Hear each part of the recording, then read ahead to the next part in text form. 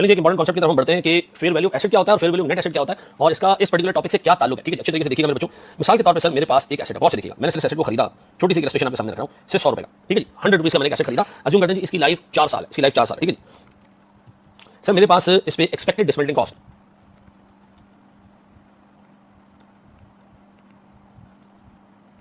ये निकली सर कोई 29.282। जब ये डिसमेंटल होगा 4 साल बाद, इसकी लाइफ कितनी है भैया, इसकी लाइफ है 4 साल बाद, तो हमने 4 साल की लाइफ में 29 रुपए पे करने इसको डिसमेंटल करने। ठीक है सर, हमारे पास जो सूद का रेट है वो है 10%। डन हो गया जी। अच्छा, हम इस पर्टिकुलर एसेट को कैरी करते हैं रीवैल्यूएशन मॉडल में, हम उसको कैरी करते हैं रीवैल्यूएशन मॉडल में। डन। आइए सर हम उसको रिकॉर्ड करना सीखें। सबसे पहले सर मेरे सामने एक अकाउंट आएगा सर, किसका, पीपी का। पीपी हम रिकॉर्ड करेंगे सर किसके ऊपर, पीपी डेबिट किसके ऊपर भैया, 100 रुपए के ऊपर, और present value of this amount से प्रेजेंट वैल्यू कितनी बनेगी सर, मेरे पास 100 रुपए का एसेट है, कॉस्ट ऑफ एक्विजिशन 100 रुपए, मेरे पास सर प्रोविजन इसमें ऐड होगा 29 रुपए 282 पैसे divided by 1.1 raise to the power 4, ऐसा divided by 1.1 raise to the power 4, या तो 20 रुपए सर एग्जैक्ट। तो मेरे पास एसेट हो गया जी 120 रुपए। ठीक है जी, मैंने अपने पास एसेट रिकॉर्ड कर लिया 120 रुपए। ठीक है, तो मैंने पीपी को डेबिट किया जी 120 में, सर मैंने कैश क्रेडिट किया जी 100 रुपए से, और मैंने मेरे बच्चों प्रोविजन बना दिया कितने से जी 20 रुपए से। पक्का, इसमें कोई इशू, पंचायत कसूड़ी पंगा प्रॉब्लम नथिंग। चलो जी, एक से आगे बढ़े सर। हमारे पास है साल का एंड, अज्यूम करें मैंने पहले दिन खरीदा था, साल का एंड आया 31 दिसंबर, मार्च नहीं। अब हमने क्या किया होगा, इस पीपी को किया होगा डेप्रिशिएट 120 डिवाइडेड बाय 4, या मुझे 30 रुपए का डेप्रिसिएशन नजर आ रहा है, 30 रुपए का डेप्रिसिएशन आया होगा सर। तो मैंने डेप्रिसिएशन एक्सपेंस डेबिट किया होगा सर 30 रुपए से, और मैंने अलाउंस क्रेडिट कर दिया होगा सर 30 रुपए से।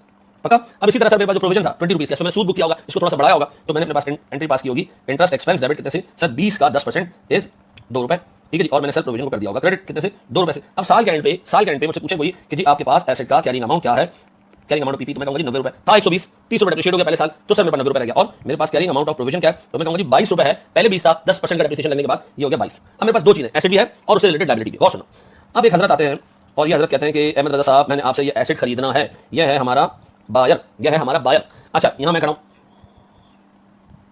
एक खूबसूरत जवान, मैंने कहा जी मैंने आपको ये एसेट बिल्कुल बेचना है, लेकिन मेरी कंडीशन है जो बंदा ये एसेट खरीदेगा साथ में इसको डिसमेंटल करने की बल्ली, लायबिलिटी, जिम्मेदारी, टोपी, ये सब खुद लेके जाएगा, मैं पैसे लेके घर चला जाऊंगा। ये बात समझ आती है। इस बायर ने कहा कि अगर आप मुझे सिर्फ एसेट बेचें, फेयर वैल्यू ऑफ एसेट, अगर आप मुझे सिर्फ एसेट बेचें ना, जिम्मेदारी ना लो डिसमेंटल करने की, तो मैं आपको 140 रुपए देने को तैयार हूं।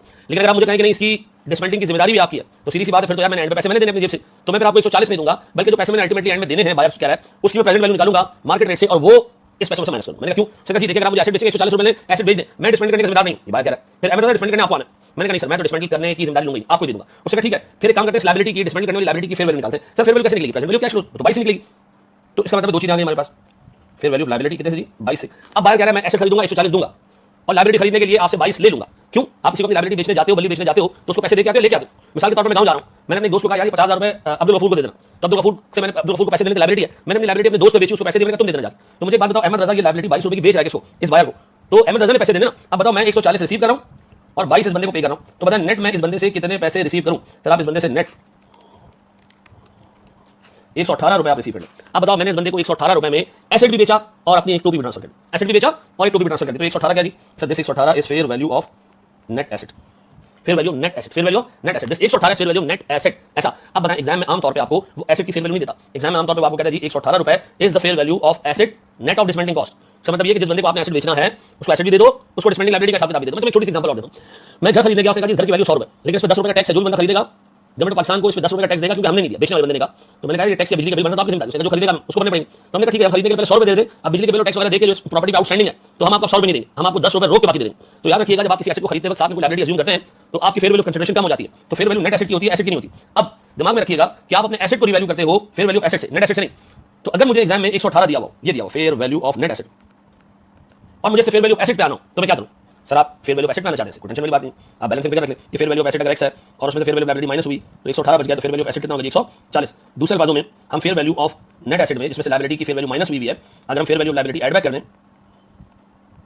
तो हमारे पास बच जाएगा फेयर वैल्यू ऑफ एसेट।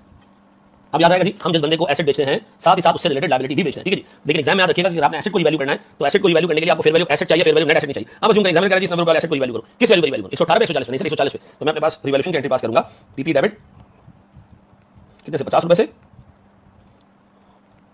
और रिवैल्यूएशन सरप्लस कितने से 50 रुपए। कैसे आया ये, कैसे आया ये सर, ये आया है 140 माइनस 90। पक्का याद आएगा मेरे बच्चों। तो आपने कभी भी एसेट को रिवैल्यू करना है और आपको एग्जामिनर ने नेट एसेट की फेयर वैल्यू दी है तो आप fair value liability add back करें ताकि आप फेयर वैल्यू एसेट पहुंचे। दोबारा रिपीट कर रहा हूं, हम कोई भी एसेट बेचते हैं तो जो खरीदने वाला आता है वो एसेट की फेयर वैल्यू नहीं लगाता, उससे रिलेटेड लायबिलिटीज को मिला के नेट अमाउंट की नेट एसेट की फेयर वैल्यू लगाता है। तो अगर मैं एसेट की फेयर वैल्यू चाहिए तो हम नेट एसेट की फेयर वैल्यू में लायबिलिटीज की फेयर वैल्यू ऐड बैक करके सर एसेट की फेयर वैल्यू पे पहुंच सकते हैं। पक्का जी। आइए जरा आपका क्वेश्चन देखते हैं जो सीए फाइनल का क्वेश्चन है, बड़े मार्क्स का 20 नंबर का, लेकिन सवाल में डेफिनेट भी था तो मैं डेफिनेट हटा के बाकी का एरिया आपको टेस्ट करके बता देता हूं। फिर रिपीट कर दूं कि अगर मैंने मस्जिद को मकान खरीदना है और उस मकान की असल वैल्यू 100 रुपए, लेकिन मालिक मकान जिसे मैं खरीद रहा हूं वो कह रहा है बिजली का बिल है 10,000 रुपए का आउटस्टैंडिंग, या 10 रुपए का आउटस्टैंडिंग बिजली का बिल है, तो मैं फिर 100 रुपए नहीं दूंगा, मैं उसको 90 रुपए दूंगा, बिजली का बिल पे मैं खुद भर दूंगा। तो जब आपको एसेट खरीदते हैं साथ में एसोसिएटेड लायबिलिटी भी होती है, तो जो कंसिडरेशन पे होती है वो सिर्फ एसेट की नहीं होती, एसेट माइनस लायबिलिटी होती है। तो अगर मुझे एसेट की जेन्युइन फेयर वैल्यू जाना है तो मुझे फेयर वैल्यू नेट एसेट में फेयर वैल्यू लायबिलिटीज को ऐड बैक करना होगा in order to reach fair value assets. ठीक है, थैंक यू वेरी मच।